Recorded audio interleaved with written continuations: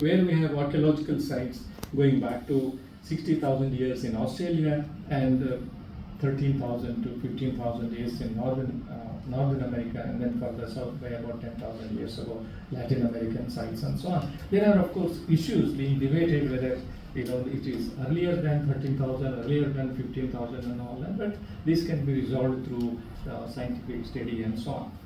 So this is what we are also looking at. These arrows indicate the trajectories or the paths of dispersal of the early humans. So in prehistory, we have two major expansion events. There were many more, but major expansion events. The first one around 2 million years ago is associated with what we call Homo erectus or Homo habilis. Homo habilis largely confined to Africa, and they produce such stone tools which we call choppers. They are called Oldowan tools. So that was the earliest evidence, and we call the makers as Homo habilis because Homo is man, the tool maker, and habilis capable of making tools. But now, as I said in the beginning, we have ancient sites in Africa itself going back to 33 lakh years. But then there is no direct evidence of the stone tools associated with the makers. But contemporary human ancestors are now recognized as Australopithecines. Australo means south, Pithecines means ape. So these were not considered as tool makers, and that is why Homo habilis was considered the first tool maker.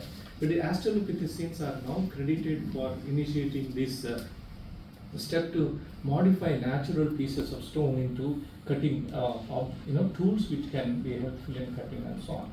So that Lomekwen has been identified as the earliest stone tools, and the contemporary human ancestors are what we call Australopithecines like Kinianthropus plateaus and then Australopithecus africanus and so on and so forth.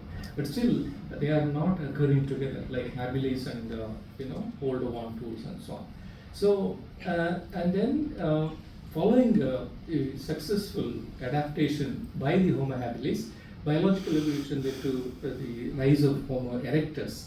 Homo erectus was the first human ancestor discovered in Indonesia by Eugene Dubois, a French dentist who was residing in Indonesia, Java.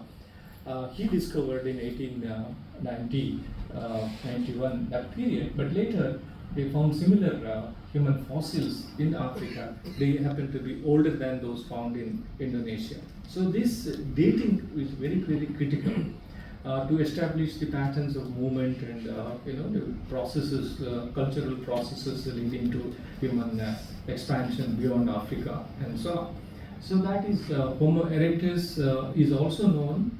Erectus means bipedal, upright posture with free forelimbs, and capable of manipulating natural pieces, hit one stone with another and produce a sharp cutting edge, and that helps you to dig down and break the bones of animals, grab carcass, animal meat from carcass and so on, because he had to compete with other predators to grab animal meat from carcass and so on.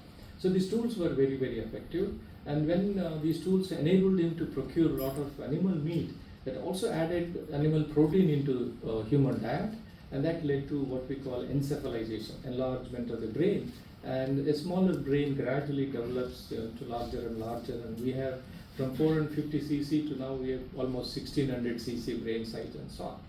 So this is a biological evolution, and then anatomical features also change. The earliest human ancestors could be compared to modern day chimpanzees and so on, with long hands and short legs, knuckle walking, and able to run fast and these kind of things.